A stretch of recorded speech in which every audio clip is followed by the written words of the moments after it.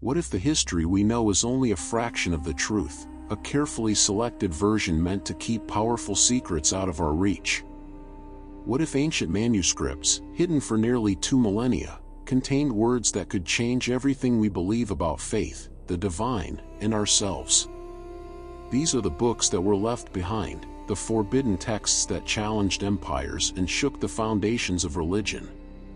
Before we dive into these secrets, don't forget to subscribe to the channel and leave your like to help us keep unveiling the greatest mysteries of history.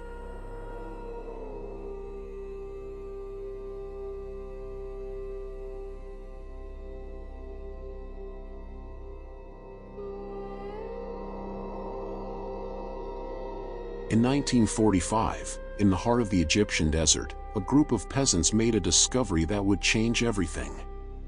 An ancient manuscript, hidden for centuries, containing sayings attributed to Jesus, but which appear in none of the Gospels of the Bible.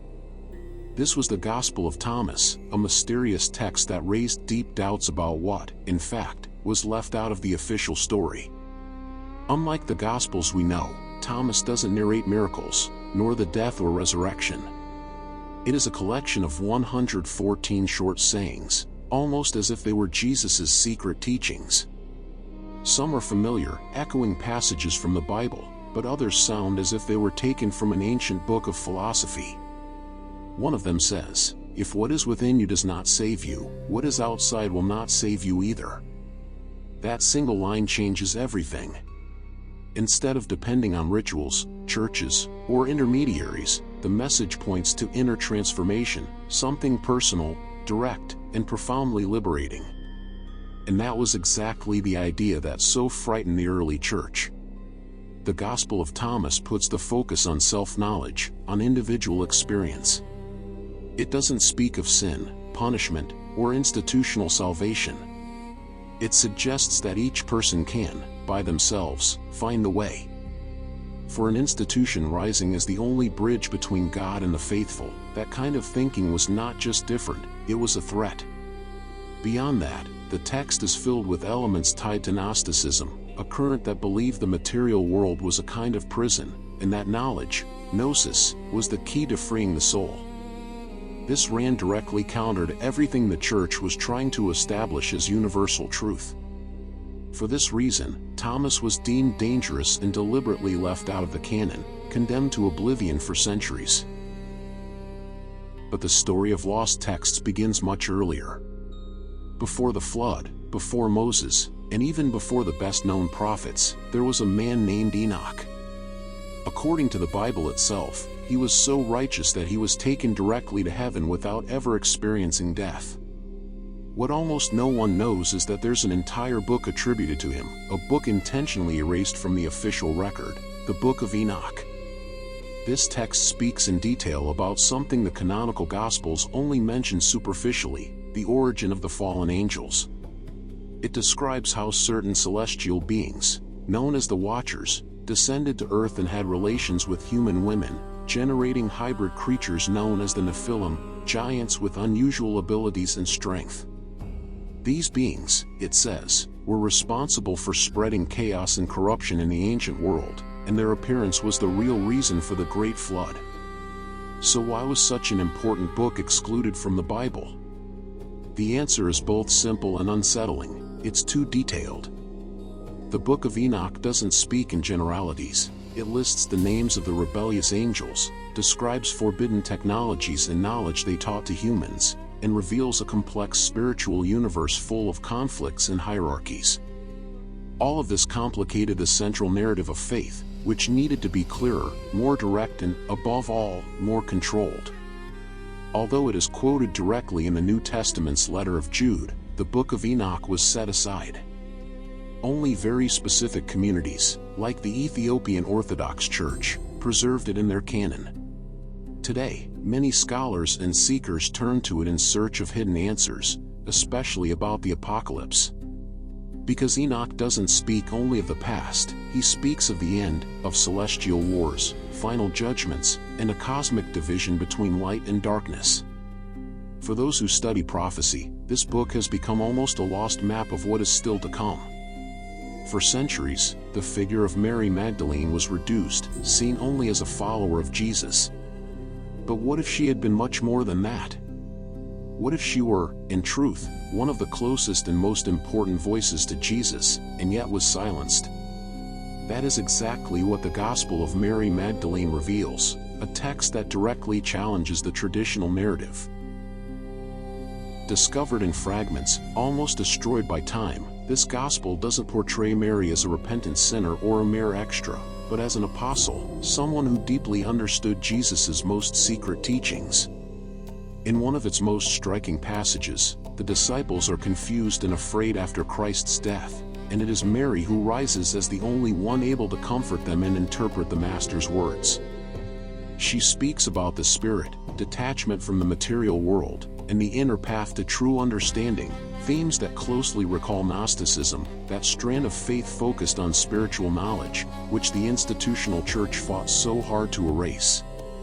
But the most controversial point comes right after. The Apostle Peter, jealous, questions her authority, asking whether Jesus really entrusted to her secret teachings he had not revealed to them, the men. The tension is clear. Some disciples do not accept Mary's leadership. This raises an uncomfortable question. Was female leadership deliberately erased at the very beginning of Christianity? The Gospel of Mary suggests yes. It exposes a clash of visions, one more institutional and hierarchical faith, led by figures like Peter, and another more spiritual and personal, represented by Mary. It's not just a text about religion, it's a text about power, dispute, and exclusion. And perhaps that's exactly why it disappeared for so long. Before the apocalypse of John completely dominated our imagination about the end of the world, there was another text vying for that space among the first Christians, the apocalypse of Peter. For a long time, it was considered so important that it was read side by side with the Gospels in churches. But then, suddenly, it vanished. And the question remains, why? This apocalypse presents intense visions with vivid descriptions of what happens to the soul after death. But what really draws attention isn't the dark scenery, it's the emotional and symbolic tone of the judgment. Unlike John's apocalypse, which speaks of dragons, beasts, and a cosmic war, Peter's focuses on something more direct and personal, how our choices in this life directly affect our soul in the next. It describes, for example, people being confronted by the reflection of their own actions, as if each error were transformed into a kind of spiritual mirror. For readers of the time, it was a powerful blend of warning and reflection, not a punishment imposed from outside, but something that springs from within. Only there was a problem. This text also suggested that some souls could be forgiven after death through prayers and repentance. A detail that seems small, but which calls into question the idea of eternal, definitive punishment. For a church then building firm doctrines and clear rules, this message of flexibility was, at the very least, uncomfortable. For centuries, Judas Iscariot has been branded the ultimate traitor, the one who sold Jesus for 30 pieces of silver. But what if that story, the only one we know, was told the wrong way? What if Judas was not a traitor, but the only disciple who truly understood Jesus' plan? That's exactly the bombshell revealed by the Gospel of Judas, an ancient text rediscovered only in the 20th century, that turned everything we thought we knew about this figure upside down. In this Gospel, Judas is not the villain, he is the chosen one. According to the text, Jesus entrusted him with a secret no other disciple could grasp, teaching so deep and unsettling that it involved Jesus' very mission on earth and the end of the physical body as a necessary step to liberate the divine spirit dwelling within him. And most shocking of all, the Gospel suggests that Jesus himself asked Judas to hand him over to the authorities, not as an act of betrayal, but as the climax of a divine plan. This completely changes the meaning of the crucifixion. It would not have been a tragedy or a mistake, but a conscious, calculated step. And Judas would have been the only one brave enough to accept that terrible role. Why, then, did this text remain hidden for so long? The answer is simple: it threatens the entire basis of traditional theology. It questions the idea of sin, guilt, and even the authority of the other apostles, who in the text are portrayed as ignorant of the true plan. It is a gospel that does not place Judas in hell, but draws him near an almost sacred figure, a catalyst of destiny. Imagine being able to retell the whole story of Genesis, but with details that appear in no traditional Bible. That is exactly what the Book of Jubilees does, an ancient text that reorganizes biblical events into a precise chronology, year by year, as if the creation of the world followed a hidden clock. Likely written in the 2nd century BCE, it is known as the Little Genesis or rewritten Genesis, but it goes far beyond simply retelling the story. It presents a different sacred calendar based on 49-year cycles, the so-called Jubilees, and proposes that the entire divine plan unfolds within these perfect cycles. For the author of this book, everything has an exact time. Nothing is by chance. But what is most striking are the spiritual backstage details it reveals. The book speaks of angels not only as messengers, but as figures actively involved in human events, from the fall of the rebellious angels to the organization of the heavenly laws given to Moses. Here the watchers take center stage again, the same as in the Book of Enoch, bringing back the old, unsettling story of the Nephilim, the hybrid beings of humans and celestial entities. These details place the text in a special category. It unites history, spirituality, and even prophecy into a single, cohesive narrative. It's no wonder it is still preserved by some religious communities today, especially among Ethiopian groups. In the Western tradition, however, it was set aside, perhaps for being too organized, too deep, too revealing. During the first centuries of Christianity, there was a book copied by hand, read aloud in churches, and considered sacred by thousands of believers, the Shepherd of Hermas. For many, it held the same weight and authority as the Gospels. Yet, almost silently, it ended up left out of the New Testament. And to this day, few people even know it existed. But what did this book say to have been so popular? The Shepherd of Hermas is a collection of mystical visions, parables, and teachings about repentance, faith, and salvation, all told through an ordinary man named Hermas, who begins receiving messages from heaven through angels and a mysterious female figure who represented the church itself. What makes this text so special is its tone, deep, yet accessible. Instead of complicated doctrines, it speaks about daily life, human failings, and the real possibility of transformation. It doesn't condemn, it encourages. It's like a spiritual manual with an almost emotional touch, as if speaking directly to the reader. And there lies its strength, and perhaps the reason for its exclusion. The Shepherd of Hermas speaks a great deal about second chances. It maintains that even those who sin after baptism can be redeemed, provided there is a true and sincere change of heart. For a church beginning to organize itself, to create rigid rules and draw sharp lines between right and wrong, this message could seem too flexible, too dangerous. Even so, the book continued circulating for centuries. It was so influential that it was included in some of the oldest and most important biblical codices that survived, such as the famous Codex Sinaiticus. But over time, with the consolidation of centralized church power, it lost ground and today is almost forgotten. The Shepherd of Hermas did not seek to impose fear, it sought to awaken consciences.